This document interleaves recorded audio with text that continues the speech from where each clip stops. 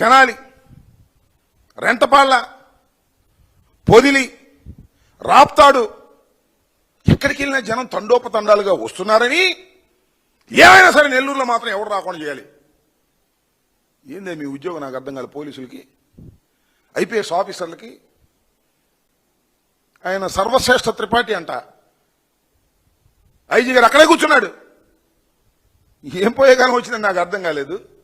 నెల్లూరు వెళ్ళి కూర్చుని జగన్మోహన్ రెడ్డి గారు వస్తున్న సందర్భంలో ఎవరు రావడానికి వీల్లేదు. మీ దుంపలు లేక రోడ్ల కన్నకాలు దిగారండి. ఎక్కడ విన్నారా మీరు ఇప్పుడన్నా?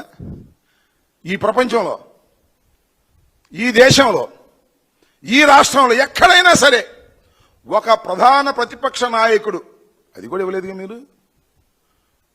ఇప్పుడు ఇస్తున్నారు స్టేటస్. మేము అడిగాం, మేము 11 గెలిచామండి, ఎవరు లేరు, మాకు ప్రధాన ప్రతిపక్ష హోదా ఇవ్వండి అంటే మీకు ప్రధాన ప్రతిపక్ష హోదా ఇవ్వమన్నారు. మరి నిన్నేం చేశారే?